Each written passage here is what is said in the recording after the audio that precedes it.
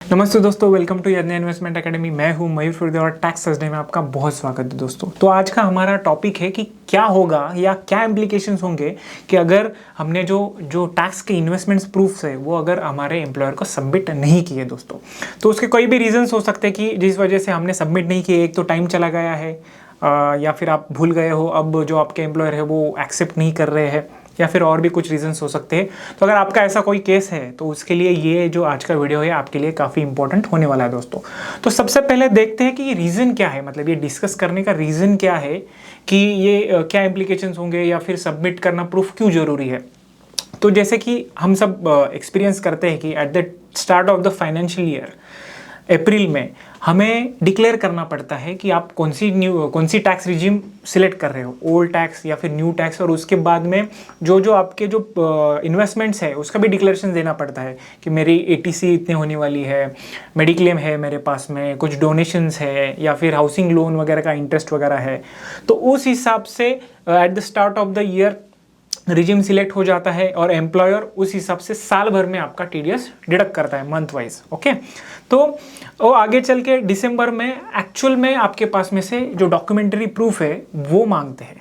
जी हाँ, कि जो हाउसिंग लोन का इंटरेस्ट आपने जो डिक्लेयर किया था वो चेक करने के लिए, वेरीफाई करने के लिए एम्प्लॉयर आपके तरफ से वो सब डिटेल्स मांगते हैं। जैसे कि होम लोन का इंटरेस्ट आपने डिक्लेयर किया है तो इंटरेस्ट का सर्टिफिकेट मांगेंगे, एटीसी वगैरह के कुछ इन्वेस्टमेंट्स है तो उसके प्रूफ्स मांगेंगे, उसके बाद में मेडिक्लेम वगैरह है, हेल्थ इंश्योरेंस है तो उस हिसाब से उसके प्रूफ्स मांगेंगे। तो उस हिसाब से एम्प्लॉयर दिसंबर जनवरी में चेक करते हैं प्रूफ के बेसिस पे कि आपने जो डिक्लेयर किया था वो मैच हो रहा है नहीं हो रहा है, यानी जो टीडीएस कट हो रहा था वो सही से हो रहा है या फिर नहीं हो रहा है। तो जो भी बचा कुचा टीडीएस है, जो भी आपको टैक्स बचा हुआ है देना, तो उस हिसाब से जनवरी फरवरी मार्च ये जो बचे हुए जो मंथ्स है इसमें टीडीएस उस हिसाब से कट करते हैं।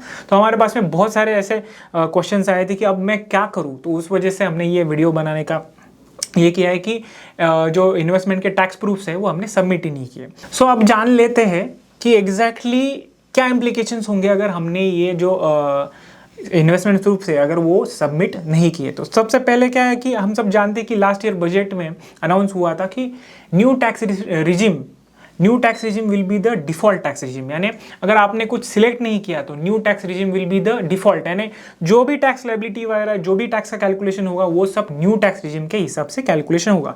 इवन इफ आपको जो ओल्ड टैक्स रिजिम है वो बेनिफिशियल है, उसमें ज़्यादा टैक्स सेविंग हो रही है, फिर भी एम्प्लॉयर आपका जो टीडीएस है वो न्यू टैक्स रिजिम के हिसाब से करेगा। तो सबसे पहले ये चीज़ है, इम्प्लीकेशन है कि जो भी फॉर्म 16 आपको मिलेगा वो न्यू टैक्स रिजिम के हिसाब से मिलेगा।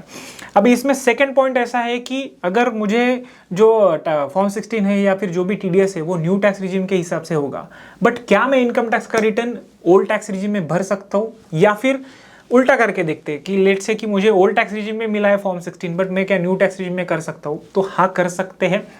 बट आज का हमारा जो टॉपिक है कि हमने नहीं भरे, अगर नहीं इन्वेस्टमेंट टैक्स का प्रूफ दिया तो क्या होगा, तो न्यू टैक्स रिजिम के हिसाब से होगा। तो फिर भी आप आपका आईटीआर का जो रिटर्न है वो ओल्ड टैक्स रिजिम के हिसाब से भर सकते हैं, उसमें कोई पाबंदी नहीं है, इनकम टैक्स ऑलरेडी ये अलाउ करता है।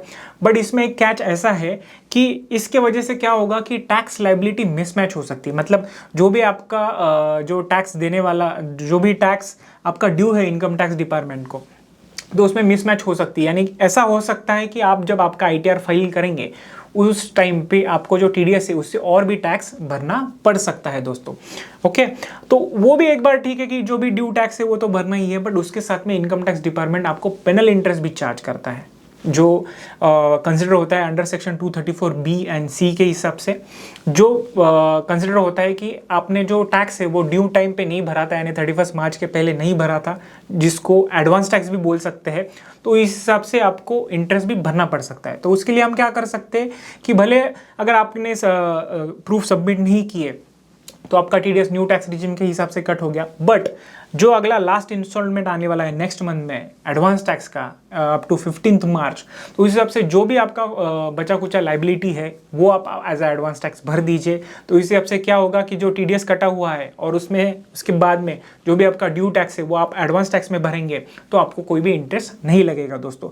तो इस हिसाब से आप कैलकुलेट करना चाहिए। इसके ऊपर हमने ऑलरेडी बहुत सारे वीडियोस बनाए हुए हैं जिसका लिंक इस वीडियो के डिस्क्रिप्शन में हम डाल रहे हैं। तो इस हिसाब से डायरेक्टली इनकम टैक्स की वेबसाइट पे जाके आप चेक कर पाएंगे कि which tax regime is beneficial for you.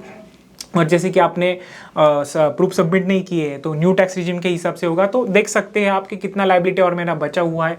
आप उसमें अगर एडवांस टैक्स भर रहे हैं तो अदर भी इनकम आपका ऐड करिए, जैसे सेविंग बैंक का इंटरेस्ट है, FD का इंटरेस्ट है, कुछ कैपिटल गेन्स वगैरह का है, तो उस हिसाब से कैलकुलेट करिए, आपका एडवांस टैक्स भरिए। तो मतलब ऑल इन ऑल कि भले आपने इन्वेस्टमेंट प्रूफ सबमिट नहीं किए हैं फिर भी आपको ऐसा बड़ा डिसएडवांटेज नहीं होगा और जो भी आपको पेनल इंटरेस्ट नहीं लगेगा दोस्तों। तो आई होप दोस्तों कि आपको समझ में आया रहेगा कि प्रूफ भी आपने सबमिट नहीं किए फिर भी ये जो पेनल इम्प्लीकेशंस है या फिर एक्स्ट्रा इंटरेस्ट वगैरह आपको लगना है वो नहीं लगेगा और इस हिसाब से आप आपका साइड सेव कर सकते हो। तो ऐसे ही वीडियोज़ के लिए बने रहे यज्ञ इन्वेस्टमेंट एकेडमी के यूट्यूब चैनल पे। धन्यवाद दोस्तों।